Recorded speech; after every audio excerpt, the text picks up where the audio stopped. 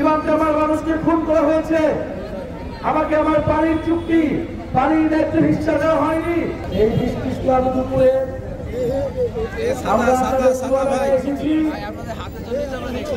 আমরা ঝড় বৃষ্টি সবকিছুকে উপেক্ষা করে আমরা আপনারা একসাথে এগিয়ে যাচ্ছি জুলাই পদযাত্রায়। আমরা 2024-এ আপনারা জানেন যে একটা রক্তক্ষয়ী গণ-অভ্যুত্থানের মধ্য দিয়ে স্বৈরাচারী হাসিনা সরকারের পতন ঘটেছিল। আপনারা ইতিমধ্যে সোশ্যাল মিডিয়ায় দেখেছেন, বিবিসি একটা রিপোর্ট করেছে যেখানে দেখা যাচ্ছে শেখ হাসিনা নিজেই গুলি চালানোর সকল অর্ডার দিয়েছিলেন।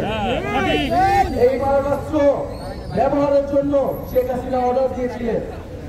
এই সকল হত্যাকাণ্ডের জন্য এই খুনি হাসিনা এবং তার দল আওয়ামী লীগ দায়ী। এবং এই খুনি হাসিনা এখন ভারতে অবস্থানরত আছে। ভারত সরকার গণহত্যাকারী, সন্ত্রাসী, ফ্যাসিস্ট সংগঠনের নেতা কর্মীদের নিজ দেশে আশ্রয় দিয়েছে। এবং আমরা আরো দুঃখের সাথে বলতে চাই যে চুয়াডাঙ্গা সহ বাংলাদেশের সীমান্তবর্তী এলাকায় এই যে গত 54 বছর ধরে সীমান্তে মানুষ হত্যা হচ্ছে, নিরপরাধ বাংলাদেশি মানুষদেরকে, কৃষকদেরকে হত্যা করা হচ্ছে।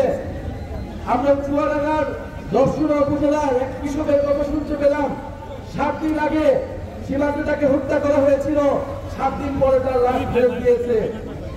বিএসএফ কোন সীমান্তরক্ষী বাহিনী নয়, সেটি একটি খুনি বাহিনীতে পরিণত হয়েছে। বাংলাদেশের মানুষকে খুন করাই যেন তার একমাত্র দায়িত্ব। আমরা বলতে চাই, গত 54 বছর ধরে বাংলাদেশের মানুষজন, বাংলাদেশের জনগণ, বাংলাদেশের নাগরিকরা গোলামীর জীবন যাপন করতে হয়েছিল।